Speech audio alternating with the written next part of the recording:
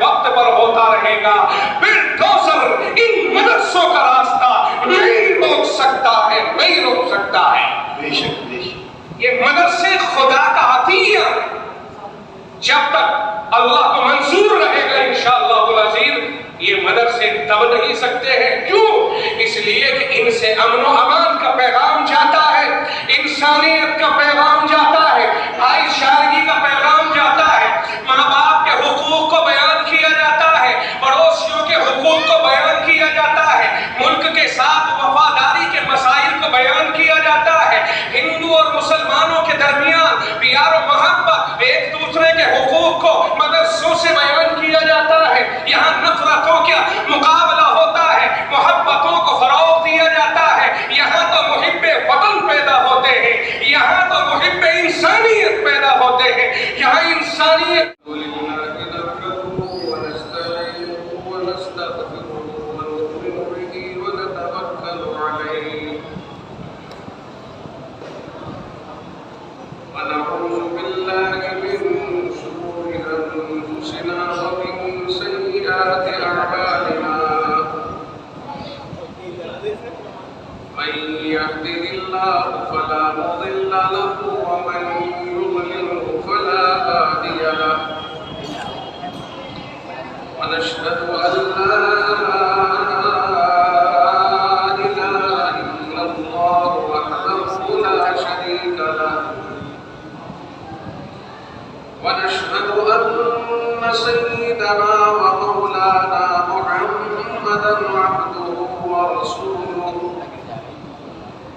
صلی اللہ تعالی علی خیر خلقہ محمد وآلہ وأصحابہ وسلم تسلیما کثیرا کثیرا۔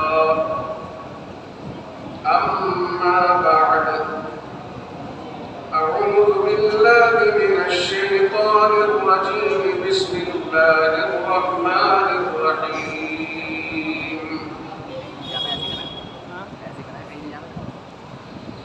لو أنزلنا هذا القرآن على جبل لرأيته خاشعا متصدعا من خشية الله وتلك الأمثال نضربها للناس لعلهم يتفكرون۔ وقال تعالى في مقام آخر إنا نحن نزلنا الذكر وإنا له لحافظون۔ صدق الله مولانا العظيم۔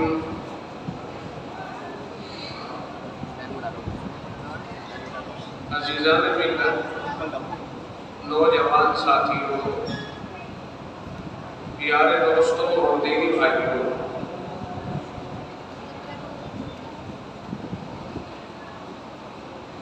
جیسا کہ آپ کے سامنے یہ پیچھے اشتہار بھی ہے،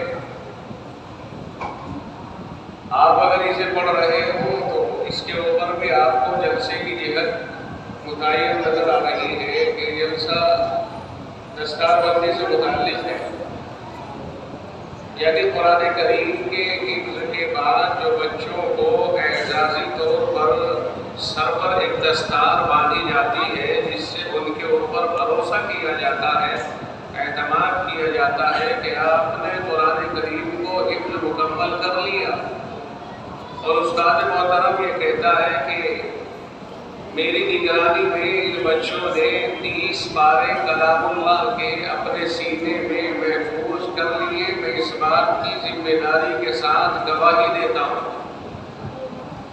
پھر وہ علامتی ایک کپڑا اس کے سر کے اوپر بزرگوں کے ہاتھوں سے بدوایا جاتا ہے۔ آج یہ پروگرام، آج کا یہ اجلاس، آج کی یہ محفل اسی عنوان سے اور اسی بابرکت موضوع سے متعلق ہے۔ یقیناً یہ لمحہ افتخاریہ ہے، اس کے اوپر جتنا فخر کیا جائے وہ کم ہے۔ خداوند عالم نے جن لوگوں کو اس کلام کے حفظ کے لیے منتخب فرمایا، یقین جانیے کہ ان لوگوں کے اوپر اللہ کا خصوصی فضل اور خصوصی عنایت ہوئی۔ بس لوگوں میں چلتے پھرتے لوگوں میں سے اللہ نے انہیں نکالا، چنا اور اپنے کلام کے حفظ کے لیے ایک جگہ بٹھا دیا، یکسوئی کے ساتھ لگا دیا۔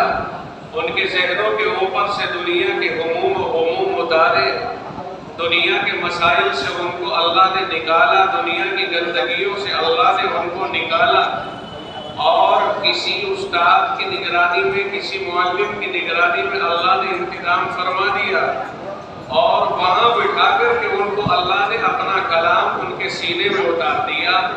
یقیناً وہ بچے قابل مبارک بات ہیں جو آج یہاں پر قرآن کریم کے حفظ سے متعلق موجود ہیں، اور ان کے لیے دستار بندی کا عمل ہوگا۔ دنیا میں چاروں طرف اگر آپ دیکھیں گے تو فتنے ہیں، فساد ہے، مصیبتیں ہیں، پریشانیاں،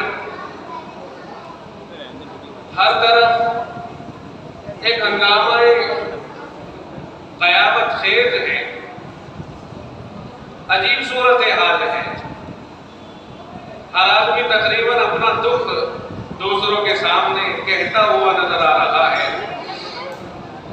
مگر قربان جائیے کہ اللہ رب العزت نے اپنے کچھ خاص بندوں کو اپنے محبوب کی امت میں سے چنا، اور ان ساری کی ساری پریشانیوں نے سے ان کو بے باک کر کے، پاک صاف کر کے کسی معلم کے حوالے کر دیا، اور بڑے اطمینان کے ساتھ، سکون کے ساتھ میں وہ اللہ کے کلام کو پڑھنے میں، پڑھانے میں، یاد کرنے میں لگے ہوئے ہیں۔ یہ طبقہ بہت ہی قابل فخر ہے اور بہت ہی قابل احسان اور لائق تحسین ہے۔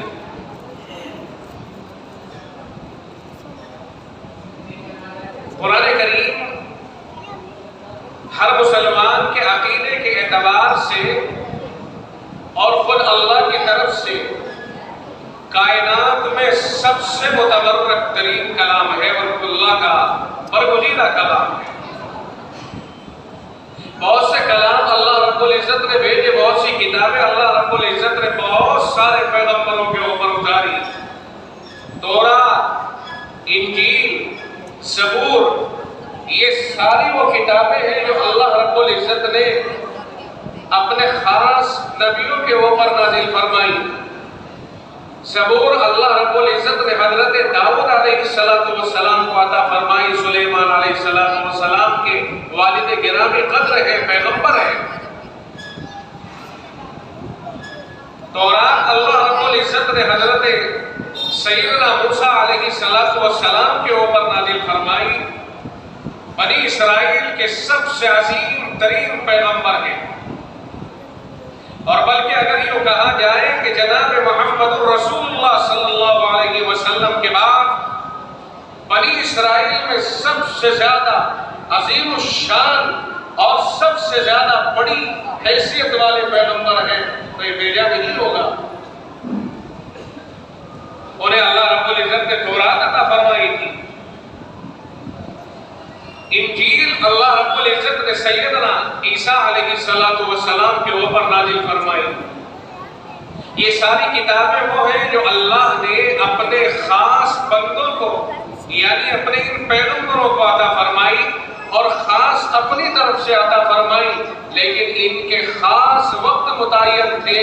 یہ کتابیں سدا کے لیے نازل نہیں فرمائی تھی، بلکہ ان کے اوقات متعین تھے، اور اخیر میں جب جناب محمد رسول اللہ صلی اللہ علیہ وسلم کی آمد ہوئی اور کائنات میں مصطفیٰ کائنات کا ڈنکا اللہ نے بجایا، تو اعلان بھی اسی رب نے کر دیا کہ میں نے ان کتابوں کو نازل کیا تھا اپنے اختیار سے اور اپنے ارادے سے۔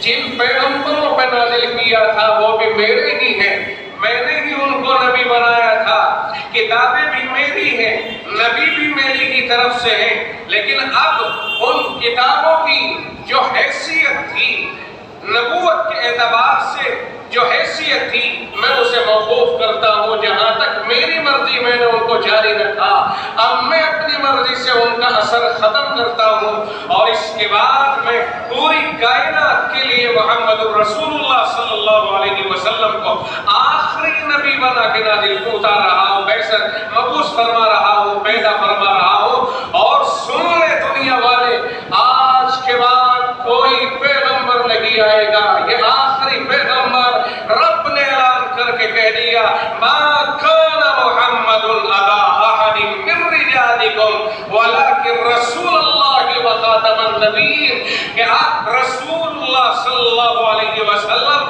خاتم النبیین ہیں اور آخری نبی ہیں، اور رب ذوالجلال نے دنیا والوں کے اعتبار سے جو امکانات ہو سکتے تھے انہیں بھی ختم فرما دیا کہ کسی کی اولاد کہیں اس کے مشن کے اوپر دعوے دار نہ ہو جائے کہ میرا باپ نبی تھا لہذا میں نبی بن کر کے دعوے دار بن رہا ہوں، اپنے باپ کی میرا وراثت نبوت کو میں حاصل کر کے آپ کے سامنے نبی بن کے آ رہا ہوں۔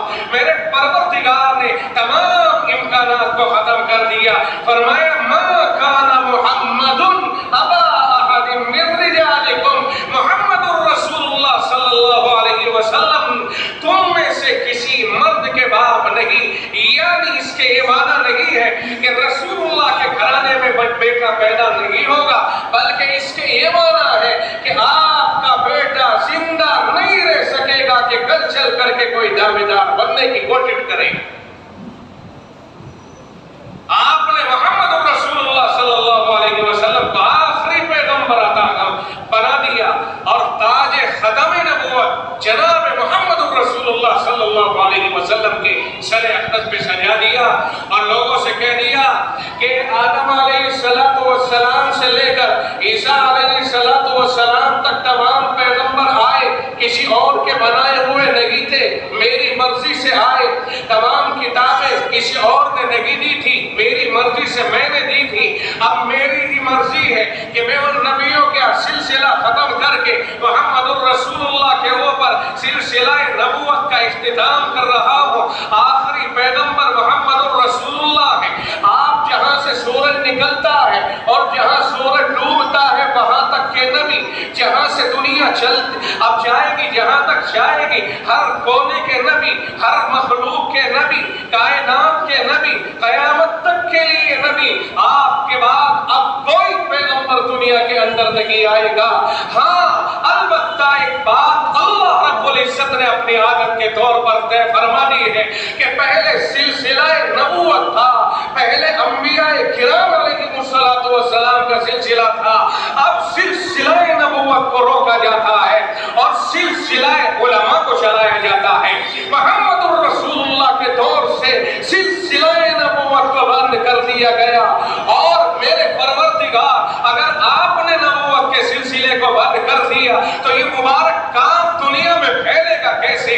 رب نے فیصلہ سنا دیا، سلسلہ نبوت بند کر دیا ہے، مگر کار نبوت کو بند نہیں کیا جا رہا ہے، سلسلہ علماء یعنی علماء کا سلسلہ چلایا جا رہا ہے، اور محمد الرسول اللہ کی زبانی یہ کہلوا دیا گیا، ان العلماء ورثۃ الانبیاء، یہ علماء جو پیدا ہوں گے محمد الرسول اللہ کی امت کے اندر قیامت تک، یہ سارے کے سارے نبیوں کے وارث پیدا ہوں گے۔ جو کام رب نبیوں سے لیا کرتا تھا بلا شبہ درجات علماء کا وہ نہیں ہے، مقام نبوت بہت بلند ہے، مگر کار نبوت رب ذوالجلال نے علماء کے حوالے فرما دیا ہے، اور قیامت تک کوئی مائی کلال ایسا نہیں ہے کہ قرآن کریم کے اندر کوئی تحریف کر دے۔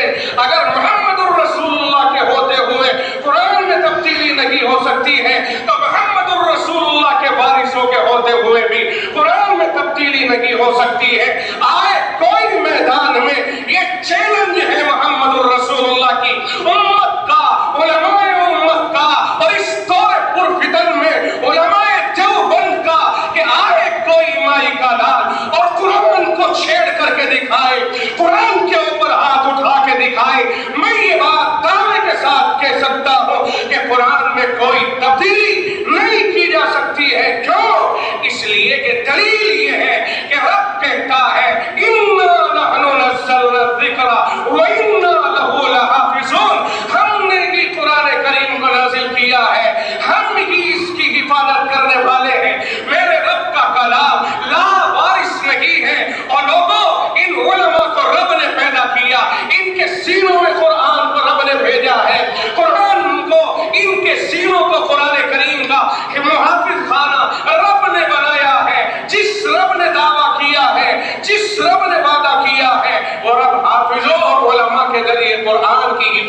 کرے گا دنیا سے علماء کو، حافظوں کو، قرآن کو نہیں مٹایا جا سکتا ہے۔ تاریخ شاہد ہے، تاریخ شاہد ہے۔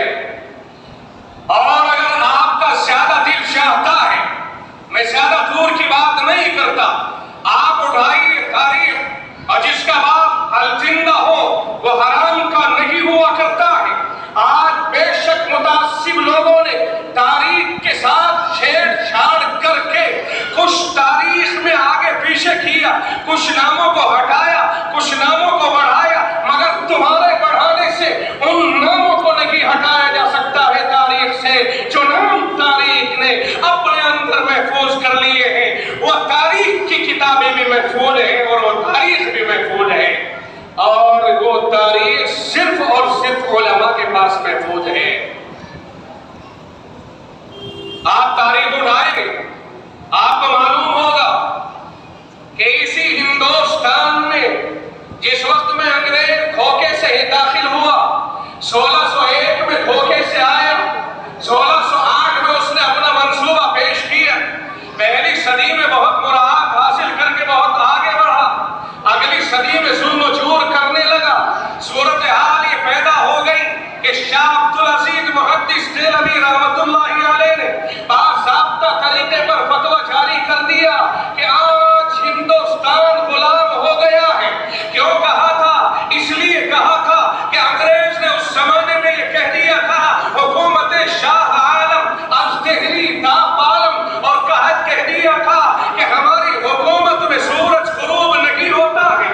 اس نے یہ بھی کہہ دیا تھا خلق خدا کی ہے، حکومت بادشاہ کی ہے، اور حکمرانی ایسٹ انڈیا کمپنی کی ہے۔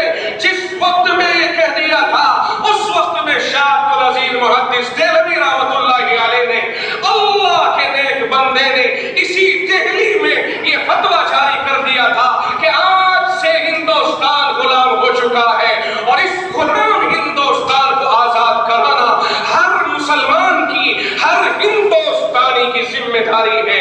اس فتوے کے بعد ہندوستان آزاد ہوا اور 1947 کی بہاریں ہمیں دیکھنے کو ملی ہیں۔ بے شک تاریخ اٹھائیے، آپ کو پتا چلے گا کہ ان علماء کی تاریخ کیا ہے۔ دارالعلوم دیوبند کے اوپر نظر اٹھانے سے پہلے اکابر دارالعلوم کی ایک شاندار اور بہترین قسم کی تاریخ اٹھائیے۔ آج تم آزادی کے ساتھ ہندوستان میں نظر نہ آتے اگر علماء دیوبند کا ایک کردار ہندوستان کی آزادی میں نہ ہوتا۔ اٹھائیں گے تاریخ تو آپ کو ملے، ہر سب کچھ ملے گا۔ میں بہت اختصار کے ساتھ، چونکہ میرے پاس وقت کی قلت ہے، میں اس وقت میں اس موقع پر اس اسٹیج پر اتنا آزاد نہیں ہوں جتنا آزاد آپ محسوس کر رہے ہیں، اس لیے کہ وقت محدود ہے، اکابر تشریف فرما ہے۔ میں ان اکابر کے ہوتے ہوئے یہ گستاخی ہرگز نہیں کروں گا کہ وقت کو کھینچتے ہوئے چلا جاؤں۔ میں بہت اختصار کے ساتھ کچھ جھلک دکھانا چاہوں گا۔ آپ مختصر طور پر جائیے اور تاریخ کے اندر گھس جائیے۔ شاہ عبدالعزیز محدث دہلوی نے فتویٰ جاری کیا، اسی دہلی میں تاریخ کہتی ہے سینکڑوں مدرسوں کے اوپر بلڈوزر چلا دیا گیا، سینکڑوں دینی درسگاہوں پہ بلڈوزر چلا دیا گیا۔ اور لوگوں، یہ بلڈوزر کی تاریخ کوئی نئی تاریخ نہیں ہے، یہ تو بہت پرانی تاریخ ہے جسے ہم بہت پہلے سے دیکھتے ہوئے چلے آ رہے ہیں۔ مدارس پہ بلڈوزر چل گیا، بے شک مدرسوں پہ بلڈوزر چلا، لیکن مدرسے موجود ہیں، قرآن موجود ہے، حدیث موجود ہے، علم موجود ہے، مسجدیں موجود ہیں، اسلام موجود ہے، مسلمان موجود ہیں۔ یہ اسلام اللہ رب العزت نے ایسی دولت بنائی ہے کہ اسے دباؤ تو اتنا یہ اوپر جا کے کھلتا ہے۔ ایک ایسا پودا ہے جس کی کوپلوں کو دبایا نہیں جا سکتا ہے، اس کی کوپلیں بظاہر یہاں ہیں مگر اس کے اثرات آسمانوں کے اوپر ہیں۔ میرے پروردگار نے آدم علیہ السلام کو پیدا کرنے کے بعد مدرسے کی بنیاد آسمانوں پہ ڈالی۔ رب کہتا ہے وَإِذْ قَالَ رَبُّكَ لِلْمَلَائِكَةِ إِنِّي جَاعِلٌ فِي الْأَرْضِ خَلِيفَةً قَالُوا أَتَجْعَلُ فِيهَا فيها من يفسد فيها ويسفك الدماء ونحن نسبح بحمدك ونقدس لك قال إني أعلم ما لا تعلمون وعلم آدم الأسماء كلها ثم عرضهم على الملائكة فقال أنبئوني بأسماء هؤلاء إن كنتم صادقين. میرے پروردگار نے آسمانوں کے اوپر مدرسے کی بنیاد ڈالی، آدم علیہ السلام کو علم دیا، سکھانے والا خود رب ذوالجلال، سیکھنے والا طالب علم، پہلا طالب علم حضرت آدم علیہ السلام، ان کو بیان کرنے کے لیے ایک اجتماع کیا گیا، بیان دے دیا گیا، بیان سنوانے کے لیے فرشتوں کو جمع کر دیا گیا. پہلی تقریر آدم علیہ السلام کی آسمانوں پہ ہوتی ہے، رب نے سکھایا، آدم نے سیکھا، فرشتوں کو سنایا، مدرسہ تو آسمانوں پہ بن گیا تھا، زمین کے اوپر تو اللہ رب العزت ان کا ظہور فرما رہا ہے. مدرسوں کا تعین آسمانوں پہ ہو گیا تھا، اظہار زمین کے اوپر اپنے اپنے وقت پر ہوتا رہے گا. پھر دوسر ان مدرسوں کا راستہ نہیں روک سکتا ہے، نہیں روک سکتا ہے. بے شک بے شک. یہ مدرسے خدا کا عطیہ جب تک اللہ کو منظور رہے گا انشاءاللہ العزیز یہ مدرسے دب نہیں سکتے ہیں. کیوں؟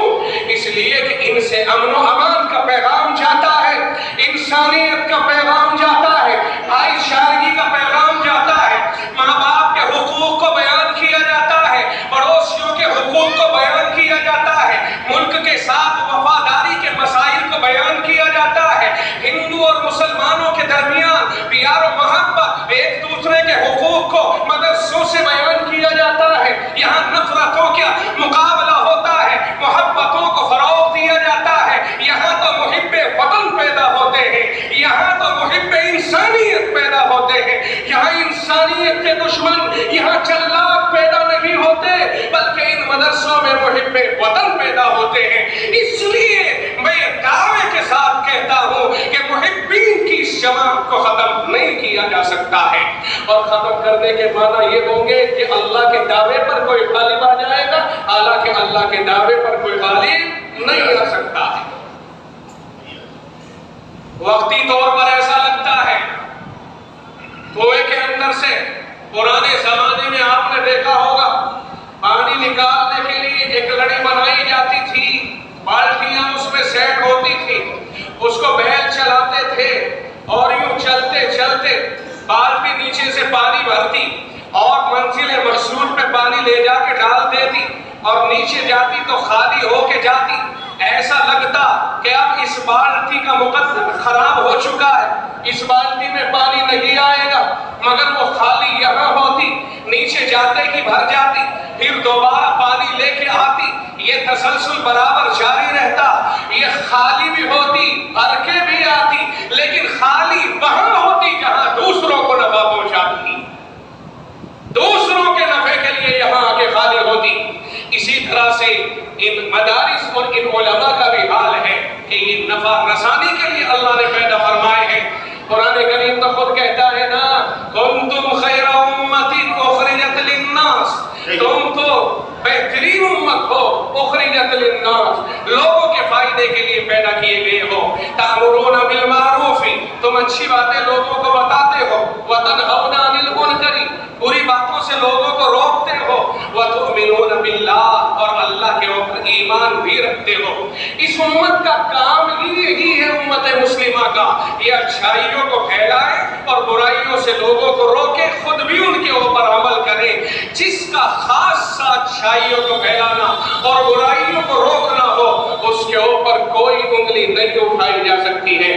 جس کا خاصہ، جس کی ابتدا ہی یہ ہوتی ہو، سن لو، جس کی ابتدا یہاں سے ہوتی ہو، السلام علیکم، توجہ رہے، آخری تقریباً اخیر چل رہا ہے، جس کی ابتدا یہاں سے ہوتی ہو کہ جس کے لیے پیغمبر کی ہدایت السلام قبل الکلام، اور لوگوں بات بعد میں کرنا، سلام پہلے کرنا. لا تأذنوا لمن لم يبدأ بالسلام، تم کسی کو بات کرنے کی اجازت جب تک نہ دینا جب تک وہ سلام نہ کرے.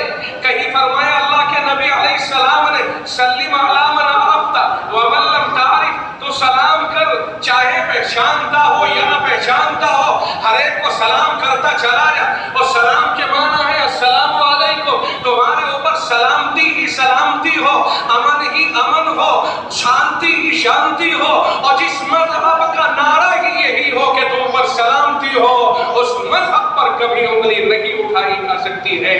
یہ تو امن و سلامتی کا دائیں اور علمبردار ہے جسے ان مدرسوں کے اندر فروغ دیا جاتا ہے۔ قرآن کریم کی تعلیم اسی کام کے لیے ہے تاکہ لوگوں کے اندر اس مذہب اسلام کو بانٹا جائے، فروغ دیا جائے، اور قریب سے اگر لوگوں کو متعارف کرایا جائے گا انشاءاللہ العزیز لوگوں کی سمجھ میں آئے گا۔ کہیں کہیں ہم سے بھی کوتاہیاں ہوتی ہیں، تجارتی تعلقات رکھنے کے باوجود ہم نے کبھی اسلامی اخلاق سے ان کو روشناس نہیں کرانے کی کوشش کی ہے کہ جو لوگ ہمارے ساتھ میں برادران وطن کا طبقہ تجارت میں تعلق رکھتا ہے، دعوتوں میں آنا جانا رکھتا ہے، اس طرح کے لوگوں کو زیادہ تر ہمیں اسلامی اخلاق سے متاثر کرنے کی ضرورت ہے۔ ہمارے اسلامی اخلاق کو جب وہ دیکھیں گے تو ہم نے یہ دیکھا ہے کہ یہ کہنے پر مجبور ہو جاتے ہیں کہ اسلام کے طور و طریق سے بہتر کوئی طریقہ نہیں ہے۔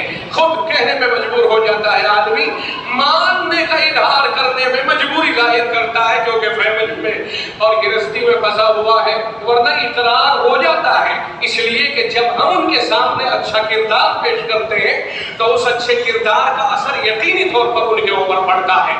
تو میرے بھائی، میں آپ کے سامنے چند باتیں عرض کی، میں کہہ رہا تھا آخر میں یہ کہتا چلوں اور اپنی بات کو ختم کروں کہ چھوٹے چھوٹے بچے ہیں جو قرآن کریم کو حفظ کرتے ہیں، 30 پاروں کا مجموعہ اللہ ان کے دلوں کے اندر اتارتا ہے۔ ایک استاد کی محنت، ان کے ماں باپ کی محنت، خود ان کی محنت، اور پھر اس کے بعد قرآن کریم کی ان کے سینوں میں اتر جاتا ہے۔ اللہ تعالیٰ اسی کو کہتا ہے اِنَّا نَحْنُ نَزَّلْنَا الذِّكْرَ وَإِنَّا لَهُ لَحَافِظُونَ، ہم نے ہی قرآن کریم کو نازل کیا ہے، ہم ہی حفاظت کرنے والے ہیں، یعنی حافظ بنا بنا کر کے اللہ حفاظت فرما رہا ہے۔ یہ دور علماء ہے بھائی، علماء کے ذریعے سے اللہ تعالیٰ اس دین کو ساری دنیا میں پہنچا رہا ہے۔ محمد الرسول اللہ پہ نبوت ختم ہو گئی اور ساری دنیا میں علماء کے ذریعے سے دین پہنچتا رہے گا، پہنچتا رہے گا۔ آفتیں اگر بظاہر کہیں نظر آئے تو اس سلسلے میں بدل ہونے کی ضرورت نہیں ہے میرے بھائی، یہ تو قرآن ہے اللہ کا کلام، جب تک اللہ چاہے گا اس کو آگے بڑھاتا رہے گا، اور جب اللہ نہیں چاہے گا تو دیکھو کسی کے ختم کرنے سے تو قرآن ختم نہیں ہوگا، یہ تو طے ہے۔